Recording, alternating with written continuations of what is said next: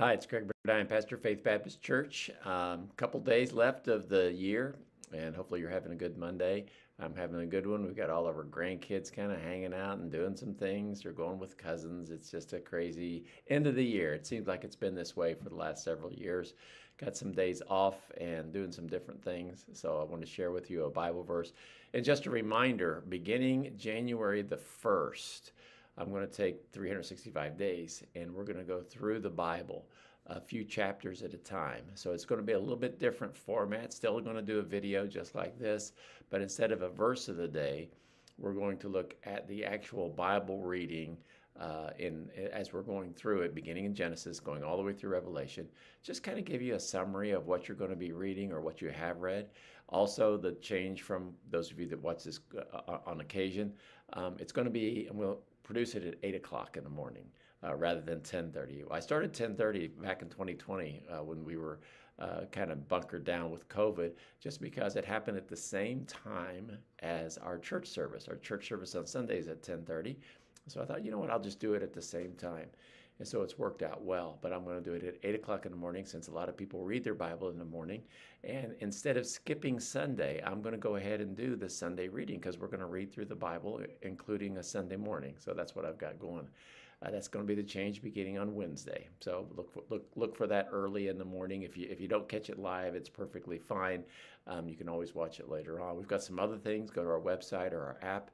Got some other things. We've got a Right Now Media group so that we can chat as we read through the Bible, and I've got all kinds of resources to help you understand what you're reading. You know, it's not just that we read it. It's that we understand it, apply it to our life, and see the benefits of it. And I'll be honest with you, no matter how many times you've read it, it's amazing how God begins to speak to you about certain passages. Not every day is going to be enlightening, but God sure brings some jewels every now and then, so that's good. Well, I just got 2 more days left of the year, and I'm in Matthew chapter 2, just 2 more verses of the day. Today, I want to look when the wise men visited Jesus. And actually, before they visited Jesus, they visited Jerusalem, the city, the capital of Israel, to see where the king was going to be born. And they told him. They looked in the scriptures, and Herod, the leader, said, hey, the scribes say, that the priests say he's going to be born in Bethlehem.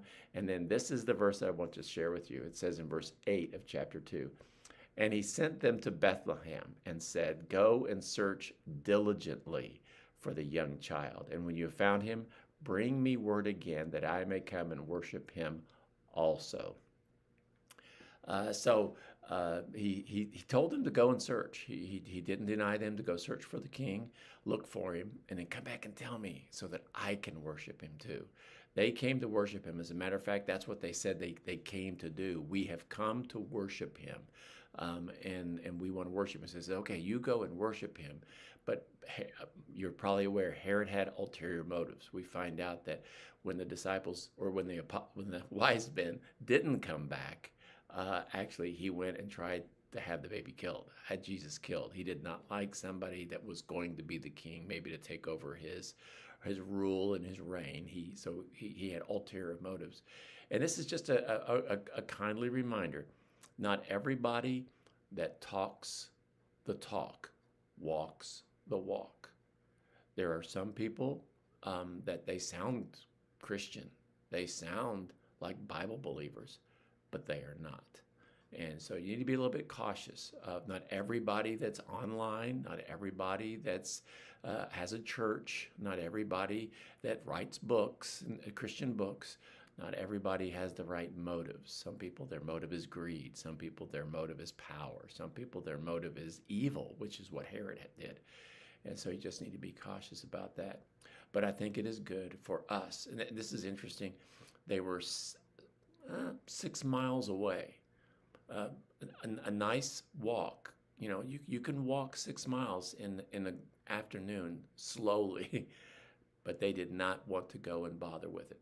Herod, the priest, could you imagine? Hey, you're Messiah. We've come thousands of miles to see your Messiah, and they weren't willing to go 6 miles. And so whatever it takes, get close to Jesus, follow Jesus, and stay following him. God bless you. Have a great day, and I'll bring